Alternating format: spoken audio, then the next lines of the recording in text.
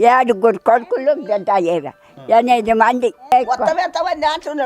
అబ్బో చెప్పలేదు, మర్చిపోయిన మర్చిలేదు, మర్చిపోయిన.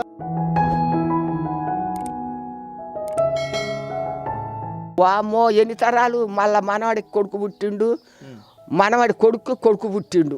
మా కుటుంబం 186. ఇంటికి 11 మంది, 12 మంది, 13, 14 ఉంటారు. ఆమంతా బతమా, ఆమంతా వెళ్ళి మనం ఉంటామా? తనకి 107 సంవత్సరాలు ఉన్నాయి. ఆమె మన్మడి భార్యని నేను. ఆమె శరీరం మంచిగా తినగలిగింది, మంచిగా ఉంటుంది, అందుకొరకు బతకగలిగింది.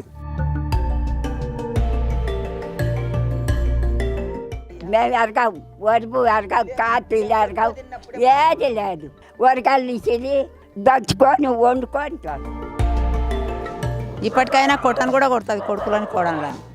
మాకే శాత కావట్లేదు. ఇంకా మమ్మల్నే చేసుకోరు, సంపాదించుకోరు అని తిడుతుంది. ఆమె ఒక్క పని చేస్తుంది, ఒక పని చేయొద్దు. అది జొన్న కోసింది, వరి కోసింది, తోట కలుగుతుంది, ఇప్పుడు కూడా పత్తి చేను కలుగుతుంది. మా యొక్క మా శాత కాదు నాకు. ఆమె తిరుగుతుంది, నేను తిరగలేను.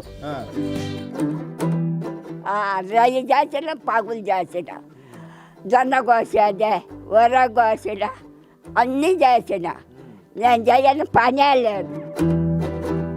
4-5 కిలోమీటర్లు తిరిగి వస్తుంది రోజు, కానీ మేము తిరగలేము. అది ఒక్క సూది కూడా వేయించుకోలేదు ఇప్పటికి కూడా. మాకేమో ఇప్పుడు ఎవరన్నా వండి పెడితే, వంట చేసి పెడితే తిందాం అనిపిస్తుంది. ఆ ముసలాం వండుకొని అనేది తింటుంది. 3వ కొడుకుని, నాకు 72 ఏళ్ళు. మాకే చేతనది, మా కాళ్ళ నొప్పులు వచ్చింది. అన్నీ చేస్తుంది కానీ మాకు చేత కాదు.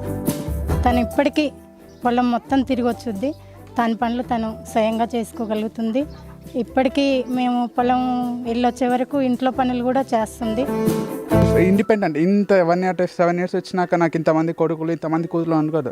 నా పని నేను చేసుకోవాలని ఉంటుంది. అంతా కష్టం. అప్పుడు వెనకటికి అన్ని కష్టం చేసింది, ఏ పని అయినా చేసింది. 107 ఏళ్ళు.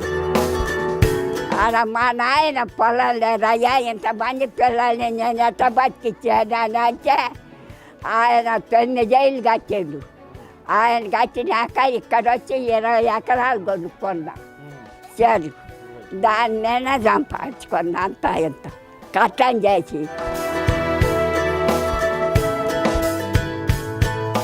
డీసెం పట్టేసినామంటే చెరసేపట లెక్క కట్టి పెడుతుంది. మాకు రాదు, ఇన్ని లక్షలు వస్తాయని లెక్క కడుతుంది. ఎక్కనే వెంకటరాములమ్మ, నా పేరు పున్నమ్మ. గిట్ట పిల్లప్పుడు రోజులెక్కి గింజలు దంచింది మా అమ్మకి. ఆమె గట్టి ఉందో ఏమో కథ మాకు లేదు. ఫస్ట్ నేను లాస్ట్ దాన్ని. నాకు కూడా చేసింది ఆమె, నా పెళ్లి చేసింది కూడా ఆమెనే. ఆమె కొడుకుని నేను 2వ.